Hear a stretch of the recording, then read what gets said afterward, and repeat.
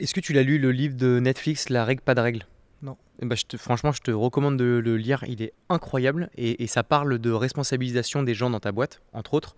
Et ça dit, t'as une phrase qui est importante et qui a une nuance qui est très forte pour moi, c'est il faut se considérer comme une équipe de sport et pas comme une famille. Parce que dans une famille, tu pleures ensemble, tu rigoles ensemble, tu joues ensemble, tu fais tout ensemble. Et si quelqu'un est moins bon dans ta famille, bah, tu le tires quand même vers le haut. Et même s'il n'est pas bon, il sera avec toi parce qu'il fait partie de la famille. Alors que nous, on n'est pas une famille. Nous, on est une équipe de sport parce que l'objectif, c'est de gagner la coupe. C'est-à-dire, c'est être les meilleurs, c'est continuer à grossir.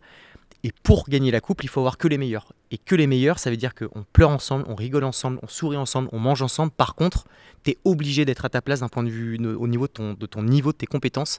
Et si t'es pas bon, comme un club de foot, tu te fais remplacer ou tu as quelqu'un qui te remplace. C'est hyper dur à entendre.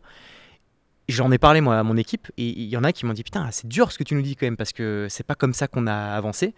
Et je leur ai dit que oui, je leur ai dit que c'est pas parce qu'en plus on fondait une boîte au moment N qu'elle doit rester la même au moment N+3, ça évolue, ça change. Et ça c'est un truc qui est important, c'est sourions ensemble, bossons ensemble dans les meilleures conditions, mais il faut pas oublier que le but c'est de gagner la coupe et tu es obligé d'être le meilleur. Et c'est dur parfois parce que comme la croissance est comme ça et que eux grossissent, mais certains grossissent comme ça, c'est-à-dire qu'ils évoluent de dingue, mais ça crée un delta avec la croissance de la boîte, bah t'en as qui ont du mal à suivre la cadence.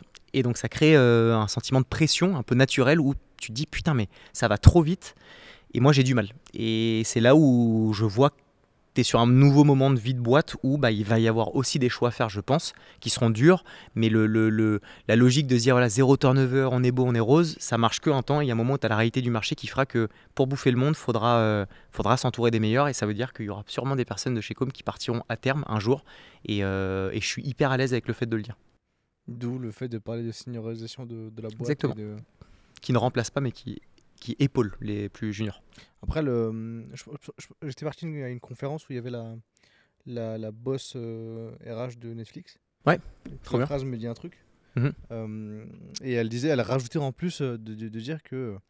euh, donc, ouais, team de sport, ce qui veut dire que même le coach en fait peut sauter. Absolument. C'est que j'ai fait un post là-dessus. Le jour où j'estime, moi et les autres, parce que c'est plus dur de te le dire toi-même, que je suis plus à la place d'être CEO de la boîte, je serais ultra à l'aise avec le fait de partir. Déjà, en plus, dans ce sens-là, pour justifier ça, on est en train de moins en moins de personnifier la boîte, parce que c'était beaucoup mon visage, ma tronche, moi face cam tout le temps.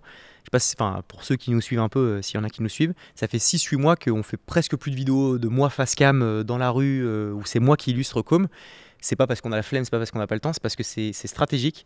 C'est que j'essaye de dépersonnifier la boîte parce que ça a eu sa valeur d'identification de la boîte avec un visage et ça permet d'avoir une marque forte où on dit ok je vois un visage et ça me parle et ça permet de pouvoir faire la diff par rapport à d'autres boîtes.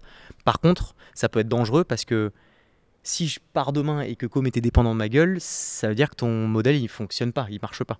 Et donc là, on l'a changé ça et on voit que ça marche hyper bien. Je suis de moins en moins présent, je suis très actif sur mon LinkedIn à moi avec ma tronche et autres parce que ça c'est mon levier. Mais Com marche sans moi et c'est magnifique. Tout ça pour te dire que si demain je dois sauter, je saute. La vérité, c'est pas genre en mode je te dis ça pour faire un beau gosse, c'est ça me foutrait le seum. Mais si je sens que je suis pas là où je devrais être. Pour moi, quelqu'un qui est CEO, c'est celui qui est légitime et qui n'a pas besoin d'être autoritaire au vu de ses équipes. Parce qu'en fait, en étant normal, c'est juste que les gens se disent putain, ouais, c'est lui que j'ai envie de suivre, c'est sa vision, il est légitime. Et si je le suis plus, ça sert à rien. Ça veut dire que je vais devoir me vénérer, enfin, ça sert à rien. Donc je serai encore actionnaire de la boîte, tant mieux, et fine, et je ferai autre chose.